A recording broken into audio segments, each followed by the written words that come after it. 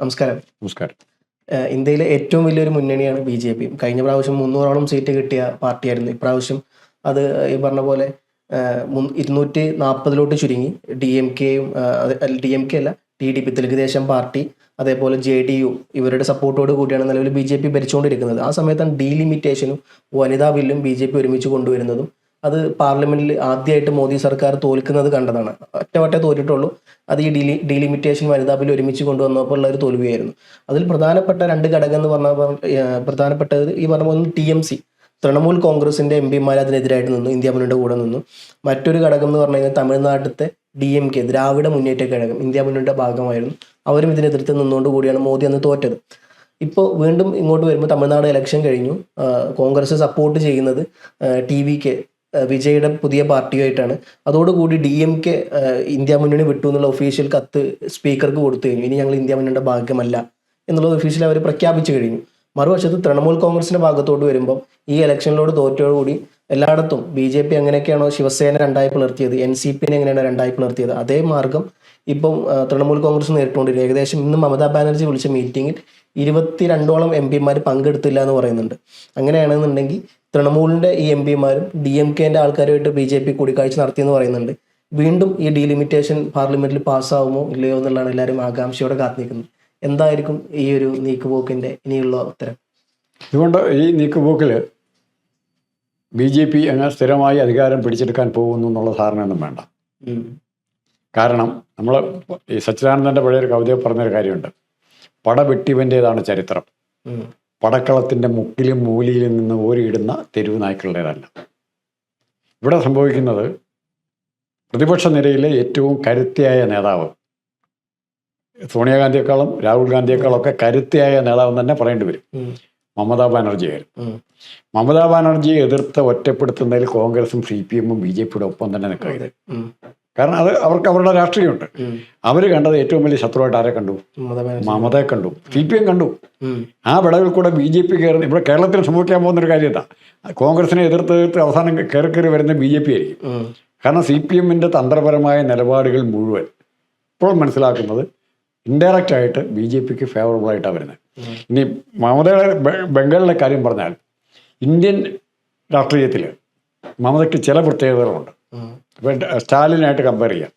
സ്റ്റാലിൻ അവിടെ വളരുന്നത് ഭാഷ വൈകാരികമായിട്ട് ഉപയോഗിച്ച DMK ദ്രവീഡിയൻ കൾച്ചർ വേറെ തരത്തിൽ ചൂഷണം. അവർ രാമൻ്റെ കാര്യം പറയുമ്പോൾ ഇവിടെ ദ്രവീഡിയൻ കൾച്ചർ പറഞ്ഞാണ് കൾച്ചറലായിട്ടും ആ രീതിയിൽ നോക്കി. പിന്നെ സ്റ്റാലിനും കുടുംബ പശ്ചാത്തല പാരമ്പര്യം, കരുണാനിധി തൊട്ട് ഇങ്ങോട്ടുള്ള പാരമ്പര്യത്തിൽ വരുന്നയാളാണ്. മറ്റെല്ലാ നേതാക്കന്മാരും അങ്ങനെയല്ലാതെ ഇത്തരം ബന്ധനങ്ങളില്ലാതെ പോരാടി മാത്രം ഒരു വലിയ ഭാഷയുടെ ബംഗാളി ഭാഷയുടെ പിൻബലമില്ല, വേണം അവർ ഉപയോഗിക്കുന്നത്, അത് വേറെ കാര്യം. ബംഗാളി ഭാഷയുടെ പിൻബലമില്ല, സമ്പത്തിൻ്റെ വലിയ കുടുംബങ്ങളുടെ പിൻബലമില്ല, അച്ഛനോ അപ്പൂപ്പന്മാരോ അധികാര സ്ഥാനങ്ങളിൽ ഇരുന്ന സംഘടനയുടെയോ പാർട്ടിയുടെയോ മതസ്ഥാപനങ്ങളുടെ അധികാരത്തിലിരുന്ന പാരമ്പര്യമില്ല. ഇപ്പം മോഡിക്ക് പോലും പറയാം ഹിന്ദുമതത്തിൻ്റെ പിന്തുണയുണ്ട്, രാമജന്മഭൂമി സമരത്തിൻ്റെ പിൻബലം. രാമനെ വിറ്റാണ് മോഡി ബി.ജെ.പിക്ക് വളരാൻ പറ്റിയത്. മമതയ്ക്ക് ദുർഗ വിൽക്കാമെങ്കിൽ ആ രീതിയിലേക്ക് മമത മാറിയിട്ടില്ല. നാളെ ഇത് മാറിക്കഴിഞ്ഞാൽ രാമനേക്കാൾ ബംഗാളിന് ആവശ്യമാരാ.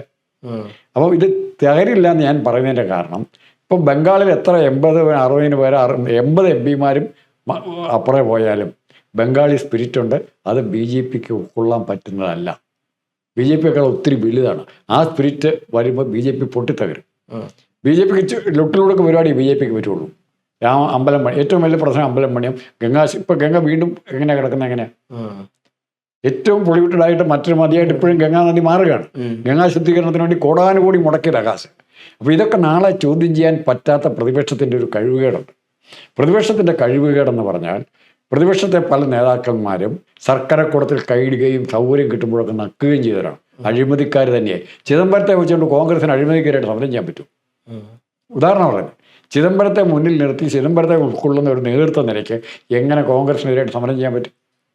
അത് ആരും ഉപയോഗിക്കും? അധികാരത്തിലിരിക്കുന്നവർക്ക് അഴിമതിക്കാരായ മറ്റ് രാഷ്ട്രീയക്കാരെ നിലക്ക് നിർത്താൻ ഉപയോഗിക്കാൻ പിണറായി വിജയനെ എങ്ങനെ മോഡി കൺട്രോൾ ചെയ്തോ അതുപോലെ ചിദംബരത്തെ കൺട്രോൾ ചെയ്യും, കോൺഗ്രസിനെ കൺട്രോൾ ചെയ്യാൻ പറ്റും. അഴിമതിക്കാരുണ്ടെങ്കിൽ കമൽനാഥ് ഉണ്ടെങ്കിൽ കൺട്രോൾ ചെയ്യും. അപ്പോൾ ഞാൻ എൻ്റെ ആവേശത്തോടെ പറഞ്ഞതിൻ്റെ കാര്യം, ഇപ്പോൾ കേജ്രിവാളിൻ്റെ കാര്യം പറഞ്ഞു, താരതമ്യേന അഴിമതി കുറവായിരിക്കുന്നതായിരിക്കും, ആണെങ്കിൽ തന്നെ തീർച്ചയായിട്ടും ശിക്ഷിക്കപ്പെടണം. പക്ഷെ കേജ്രിവാളിൽ ഇപ്പോഴും ജനങ്ങൾക്ക് വിശ്വാസം നഷ്ടപ്പെട്ടിട്ടില്ല. അതെ, 4% വ്യത്യാസമുള്ള BJPയും ആം ആദ്മിയും തമ്മിൽ. ആം ആദ്മിയിൽ ജനങ്ങൾക്കുള്ള വിശ്വാസം നഷ്ടപ്പെട്ടില്ല. കാരണം നമ്മൾ പറയുന്നത് പഞ്ചാബിൽ അടുത്ത നാളിൽ നടന്ന മുനിസിപ്പൽ തെരഞ്ഞെടുപ്പിൽ, കഴിഞ്ഞ അടുത്ത ദിവസം നടന്ന തെരഞ്ഞെടുപ്പിൽ ഗംഭീരമായ വിജയം. BJP വളരെ പുറകോട്ട് പോയി, കോൺഗ്രസിന്റെ പുറകോട്ട് പോയി, അകാലിദളിന്റെ പുറകോട്ട് പോയി. പഞ്ചാബിൽ BJP പുറകോട്ട് പോകുന്നതിന് 2 സിഗ്നിഫിക്കൻസ് ഉണ്ട്. ഇവർ തനി ഹൈന്ദവ ലൈനിലേക്ക് പോയാൽ പഞ്ചാബിലെ ജനങ്ങൾ ഇന്ത്യൻ സ്വാതന്ത്ര്യ സമരത്തിൽ ഒരു സമൂഹം എന്നുള്ള നിലയിൽ ഏറ്റവും കൂടുതൽ കോൺട്രിബ്യൂഷൻ നൽകിയ 2 ജനവിഭാഗങ്ങളും, ഒന്ന് പഞ്ചാബികളും ഒന്ന് ബംഗാളികളുമാണ് എല്ലാ തരത്തിലും. ഈ പഞ്ചാബികളെ വെറുപ്പിച്ചുകൊണ്ട് BJP എവിടെ പോകുന്ന പറഞ്ഞു. അതിർത്തി എല്ലാ സംസ്ഥാനത്തും പ്രശ്നമാകില്ലേ. തൊട്ടപ്പുറം പാകിസ്ഥാനാണ്, അവിടെയുണ്ടൊരു പഞ്ചാബ്. ഇവിടെ ബംഗാളിൽ കൂടുതൽ പ്രശ്നം ഉണ്ടായി എന്ത് സംഭവിക്കും? 20 ലക്ഷം പേരില്ലാത്ത മണിപ്പൂരിലെ പ്രശ്നം കൈകാര്യം ചെയ്യാൻ പറ്റുന്നില്ല സെൻട്രൽ ഗവൺമെൻറ് വിചാരിച്ചിട്ട്. ഇപ്പോഴും കൊലപാതകങ്ങൾ, തട്ടിക്കൊണ്ടുപോലെല്ലാം നടന്നുകൊണ്ടിരിക്കുക. അപ്പം അങ്ങനെ സുശക്തമായൊരു ഗവൺമെൻറ് ഇല്ലെങ്കിൽ ഇവിടെ സംഭവിക്കുന്നത് പ്രതിപക്ഷം തകരുക എന്നുള്ളതല്ല അർത്ഥം, ഇന്ത്യ മുന്നണി തകരുക എന്നുള്ളതല്ല അർത്ഥം, ഇന്ത്യ മുന്നണിക്ക് ലീഡർഷിപ്പ് ഇല്ലാതെ പോകുന്നു എന്നുള്ള അർത്ഥം. ലീഡർഷിപ്പ് വന്നപ്പോൾ ഇവിടെ ജയിച്ചില്ലേ, തെലങ്കാന ജയിച്ചില്ലേ, വളരെ പെട്ടെന്ന് അപ്രതീക്ഷിതമായിട്ട് കോൺഗ്രസ് ജയിച്ചില്ലേ, കർണാടകത്തിൽ ജയിച്ചില്ലേ. പക്ഷെ അവിടെയെല്ലാം ഹൈക്കമാൻഡ് എന്ന് പറഞ്ഞൊരു സാധനം ഇത് നഷ്ടപ്പെടുത്താണ്ടിരിക്കുക. ഇവിടെ VD സതീശനെ മുഖ്യമന്ത്രിയാക്കിയില്ലായിരുന്നു, അടുത്ത തെരഞ്ഞെടുപ്പ് BJP എന്തുമാത്രം വളരുമായിരുന്നു. CPM അല്ല വളരാൻ പോകുന്നത്. കാരണം കോൺഗ്രസിന്റെ ഇപ്പോഴത്തെ വോട്ടെന്ന് പറഞ്ഞാൽ CPM വിരുദ്ധ വോട്ടുകളാണ്, പിണറായി വിരുദ്ധ വോട്ടുകളാണ്. ആ വോട്ടുകൾ മാറും. അവിടെയാണ് സ്ഥിതി. ആ രീതിയിൽ രാഷ്ട്രീയത്തിൻ്റെ ഡെവലപ്മെൻറ്റ് കോൺഗ്രസ് കുറച്ചുകൂടെ പ്രായോഗികമായ ഹൈക്കമാൻഡ് സ്ട്രക്ചർ മാറ്റി ജനാധിപത്യ രീതിയിലേക്ക് കോൺഗ്രസ് സംഘടിപ്പിക്കാൻ തീരുമാനിച്ചാൽ, ഇപ്പോൾ കേരളമായും മുന്നണി, ഇപ്പോൾ കർണാടകത്തിൽ വന്നു, രേവന്ത് റെഡ്ഡി വന്നു, ഇപ്പോൾ സച്ചിൻ പൈലറ്റിന് അതുപോലുള്ള ചെറുപ്പക്കാരെ മധ്യപ്രദേശിലേക്കും രാജസ്ഥാനിലേക്കും ലീഡർഷിപ്പിലേക്ക് കൊണ്ടുവന്നാൽ തൃണമൂലിനെയും കേജ്രിവാളിനെയും കൂടെ നിർത്തുകയാണ് വേണ്ടത്. ജനാധിപത്യ സ്വഭാവമുള്ള പാർട്ടികളാണ്. കോൺഗ്രസിൻ്റെ ചെറിയ രീതിയിലുള്ള പശ്ചാത്തലമുണ്ട്, CPMൻ്റെ കൂട്ടല്ല. CPMനോട് പൊക്കോട്ടാൻ ഒരു പ്രയോജനമില്ല, 5 പൈസയുടെ പ്രയോജനമില്ല കോൺഗ്രസിന്. അവരെയും കൂട്ടിക്കൊണ്ടാണ് നടക്കുന്നത്. അവരുടെ ഉപദേശമാണ് രാഹുൽ ഗാന്ധി കേൾക്കുന്നത്. പ്രകാശ് കാരട്ടൊക്കെ വലിയ എന്തോ ഫണ്ടിങ് ആണെന്നുള്ള ധാരണകൾ നിന്ന് അവസാനം അതില്ലാതായി. അതിൻ്റെ കൂടെ ഒട്ടിപ്പിടിച്ചിന്ന് കോൺഗ്രസ് ഇല്ലാതെ ബംഗാളിൽ പറ്റി അതാണ്. തൃണമൂലുമായിട്ട് മുന്നണി ഉണ്ടായിരുന്നെങ്കിൽ എത്ര ജയിച്ചേനെ? ആം ആദ്മിയായിട്ട് ഡൽഹി മുന്നണി ഉണ്ടായിരുന്ന ജയിച്ചേനെ. ആം ആദ്മി ഈ പറഞ്ഞ പോലെ ആം ആദ്മി ഇന്ത്യ മുന്നണി വിടാന്നുള്ള കാരണം ഹരിയാനയിൽ ഒരൊറ്റ സീറ്റ് ചോദിച്ചിട്ട് കോൺഗ്രസ് കൊടുത്തില്ല എന്നുള്ളതാണ് ഒന്നത്. ഹരിയാനയിൽ മാത്രമല്ല, ഡൽഹിയിൽ കൂടുതൽ സീറ്റ് ചോദിച്ചു. 3 സീറ്റ് 4 സീറ്റ് കൊടുക്കാൻ പോരാ, പാർലമെന്റിലേക്ക് മുഴുവൻ വേണം അവർക്ക്. 7 സീറ്റ് 8 സീറ്റ് വേണം. കാരണം പിന്നെ മാത്രമല്ല, കേജ്രിവാൾ ഷീലാ ദീക്ഷിതിനെ തോൽപ്പിച്ചു.